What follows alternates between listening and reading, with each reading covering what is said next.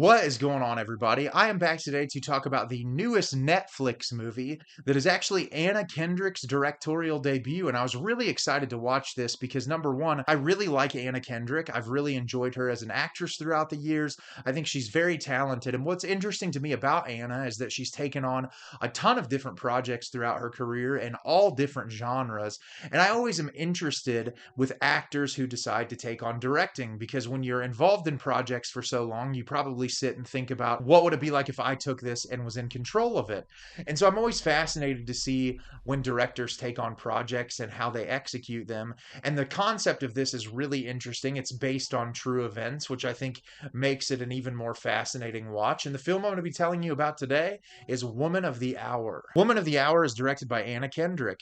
The stranger than fiction story of an aspiring actor in 1970s Los Angeles and a serial killer in the midst of a years-long murder spree whose lives intersect when they're cast on an episode of The Dating Game. So I was really excited to watch this movie because Anna Kendrick was directing it, and I really liked this movie a lot. I think if I'm going to take anything away from this movie, it's that Anna Kendrick is an incredibly talented director, and she does a phenomenal job her first time behind the camera directing actors, and especially the fact that she's acting in this movie as well. It's really impressive the quality that she was able to turn out here. And I do think the movie has its fair share of flaws. I'm not necessarily the biggest fan of the structure. I liked it in moments, but I think because the game show dating element was the biggest, like most advertised part of the movie, it was honestly the least interesting. And that's disappointing because I feel like when you kind of promote that as being the big part of your movie,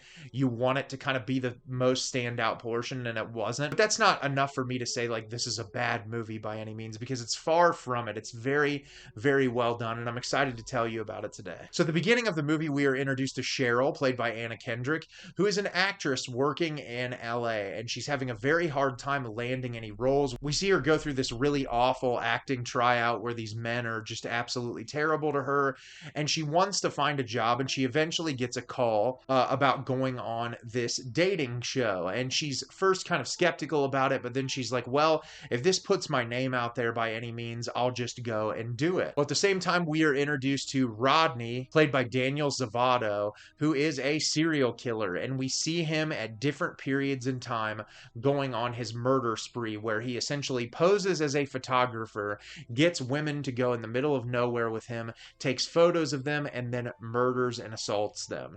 And he eventually gets picked to be a cast member on this dating game show, and that is where these two characters meet. And the entirety of the film is our lead character learning about who Rodney actually is, and is Rodney ever going to get caught? So like I said, I really enjoyed this movie. And for starters, I want to talk about the performances. The performances in this movie are fantastic. From top to bottom, I felt like everyone did a phenomenal job. Anna Kendrick is great in this as usual. She has a lot of charisma and personality. Whenever she's on screen, she eats up the screen time. Daniel Zovatto really is the standout in this movie. He plays Creep very well. He is horrifying. I love how quickly he can shift from being this very inviting, kind individual to truly maniacal killer in the blink of an eye. And he does it multiple times in this movie in a way that honestly made my skin crawl. And he did a fantastic job. You couldn't ask anything more from an actor portraying this role. And honestly, one of the standouts in this movie that took me by surprise is the actress Autumn Best, who plays Amy,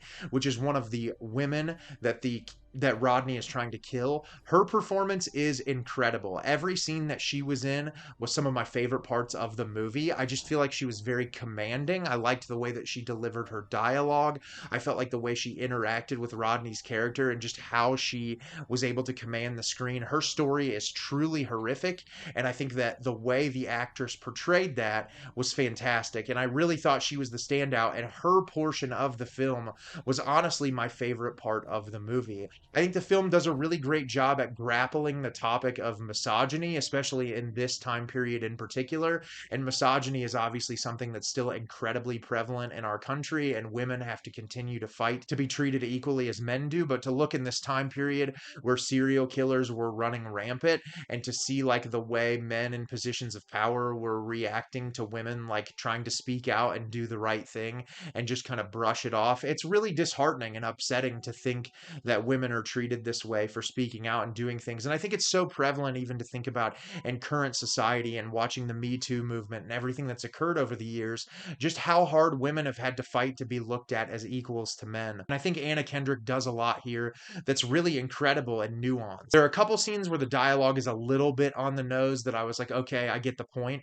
But I think Anna Kendrick's point here is just to kind of showcase misogyny in all accounts, not just necessarily from this guy who was taking advantage of women and stripping their lives away from them in the most horrific way possible, but also showcasing it through these people in charge of casting movies and showcasing it through this game show host and kind of giving you every facet of life and showcasing how women were just treated differently in this time period. And you'd like to think that it's gotten a little bit better. And I think things have improved minimally, but there's always room for growth and there's always room for things to get better. And so I'm glad movies like this exist for that very reason. I also think this movie does a very great job at depicting violence only when absolutely necessary. I think it's very respectful of victims.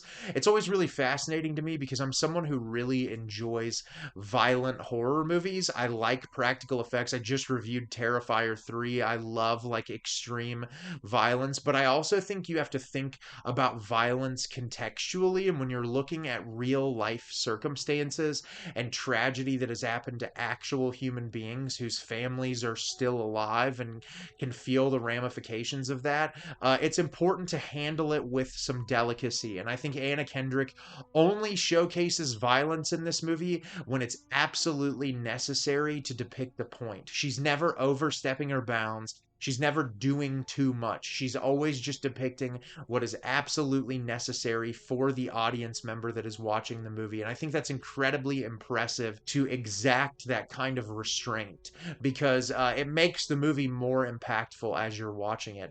I thought this was very well shot. There's a lot of really incredible shot selections that I think help build the tension. I like the musical choices and the sound design. I think it also adds to the ambiance and the atmosphere. And it's just a very breezy watch, very easy to get through. It's obviously very heavy subject matter, but I think because of the way Anna Kendrick directs it, it keeps you on the edge of your seat and does exactly what it's supposed to. And like I said, jumping all over the place, there's moments that it worked better for me than others. At first, it kind of surprised me because I just assumed it was going to be the whole thing on this game show set, but it was much, much more. They cut to this side plot of one of the women who is visiting the game show who sees the murderer and she thinks she knows who he is.